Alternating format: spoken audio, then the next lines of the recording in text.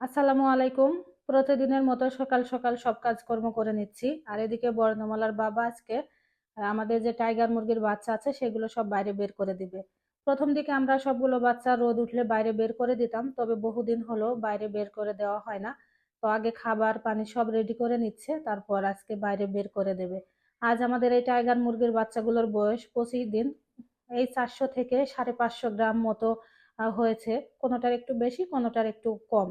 তো দেখতে অতটা বোঝা যাচ্ছে না যে আসলে এত ওজন হয়েছে কিনা, তবে হাত দিয়ে যখন ধরা হচ্ছে তখন বোঝা যাচ্ছে যে আসলে ভালো ওজন হয়েছে। আর এদিকে বর্ণমালা বেশ কয়েকদিন অসুস্থ থাকার পর আলহামদুলিল্লাহ 2 দিন ধরে সম্পূর্ণ সুস্থ। জ্বরে মেয়েটা অনেক বেশি কষ্ট পাচ্ছিল, এখন আলহামদুলিল্লাহ ভালো আছে। আপনারা সবাই আমার এই মেয়েটার জন্য দোয়া করবেন। আর মুরগির বাচ্চা যত বেশি লাফালাফি করছে তার চেয়ে বেশি বর্ণমালা লাফালাফি করছে, কখনো ধরতে যাচ্ছে, কখনো বা ওদের খাবার দিতে যাচ্ছে, ছোট মানুষ যা করে আর কি। আর যেহেতু ও ছোট থেকে এগুলো দেখেই বড় হচ্ছে বা অভ্যস্ত, কারণে এদের সাথে অনেক বেশি আনন্দ করে আর দেখলে অনেক বেশি খুশি হয়। তো বর্ণমালার বাবা সবগুলো বাচ্চা বের করে আনছে। আজকে এদের বয়স 25 দিন। তো আমরা 25 দিন ধরে এদেরকে যে ফিড কিনতে পাওয়া যায় খাবার মুরগির, সেই খাবারটা খাওয়াচ্ছিলাম।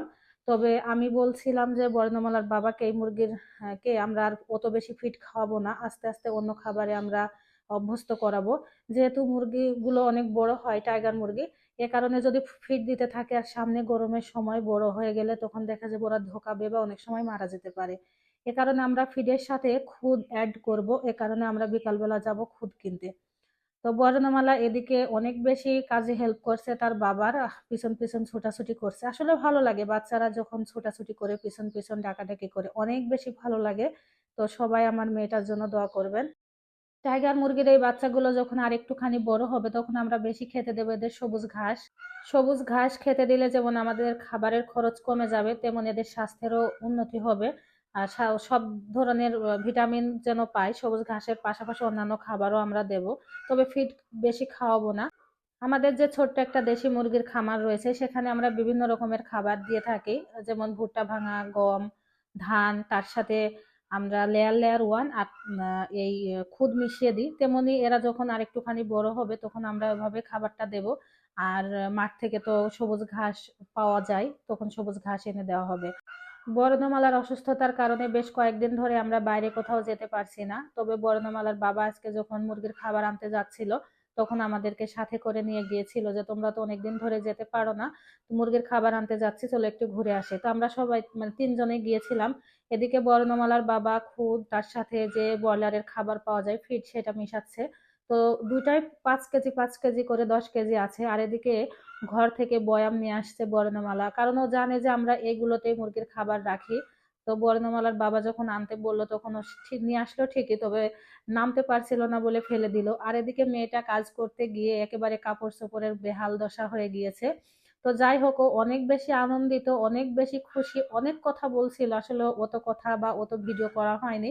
তো আবার যখন ওর মানে খাবার উঠানো দেখে আমি অনেক বেশি মানে অবাক হয়েছি। ওর বাবা যেভাবে উঠাচ্ছে ঠিক ওইভাবে ও খাবার তুলছিল বয়ামে। তো সবগুলো খাবার আমরা বেশ কয়েকটা বয়ামে ভর্তি করে রেখেছি। আর এই খাবারগুলো বেশি দিন যাবে না, যেহেতু টাইগার মুরগির বাচ্চা অনেক বেশি খাবার খায়। যেমন মানে নামে টাইগার, কাজেও কিন্তু টাইগারের মতো দ্রুত বড় হয়, তেমনি অনেক পরিমাণের এরা খাবার খায়। তো সবগুলো খাবার এরকম বয়ামে ভর্তি করে রেখে দিচ্ছে বর্ণমালার বাবা। আর তার সাথে হেল্পার হিসাবে তো আছেই বর্ণমালা সব সময়ের জন্য। প্রতিদিন বর্ণমালার বাবা রাত জেগে কাজ করে তারপর অনেক রাত্রে ঘুমায়, আবার সকালবেলায় মুরগির জন্য তাড়াতাড়ি ঘুম থেকে উঠে যেতে হয়, যেহেতু সকালবেলা উঠে মুরগির খাবার পানি এগুলো দেওয়া লাগে।